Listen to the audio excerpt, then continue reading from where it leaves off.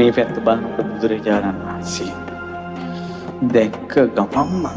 දැක්ක ගමම්ම සිහි කල්පනාවක් නැහැ. එක්ක පිම්මට පැනලා බුදුරජාණන් වහන්සේගේ සිරිපතුල් ළඟ වැඳ වැටිලා බුදුරජාණන් වහන්සේගේ හින්දා දෙකසේ තමන්ගේ අත් දෙකෙන් අල්ලාගෙන අඬන්න ගත්තා. ඒ අඬපු ඇඟිල්ලට බුදුරජාණන් වහන්සේගේ බුදු සිරුරේ ස්පර්ශ නොවුණා නම් යසෝදරාවගේ හදවත පැලෙනවා. එච්චර ඇඬිල්ලක්. කිහිවලු කඩාගෙන ඇඬිල්ලක්. සිහි නැතුව ඇඬිල්ලක්. සසරකම දුක් කියන ඇඬිල්ලක්. අවුරුදු 6ක් තමන් විඳපු දුක වචනින් කියන්නේ නැතුව තේරෙන්න අඬන ඇඬිල්ලක්.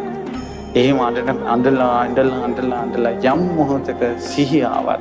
යම් මොහොතක සිහිය ආවද වේගින් පස්සට විසුණා. එතකොටම දැනුණා මේ බුදුරජාණන් වහන්සේ නමක් කියලා. මේ යසෝදරාව මගේ සම්මා සම්බුද් බවට සසරේ බොහෝ උපකාරී වුණා. ඒ නිසා යසෝදරාවන්ට මේ ජීවිතේ බොහෝ සැනසෙල්ලක් ලැබෙනවා. යසෝදරාවන්ට බොහෝ සැනසෙල්ලක් ලැබෙනවා. යසෝදරාවට බොහෝ සැනසෙල්ලක් ලැබෙනවා කියලා බුදුරජාණන් වහන්සේ යසෝදරාව ආශ්වාසවා. බලාගෙන හිටිය යසෝදරා කඳුළු පිරිමුණේ.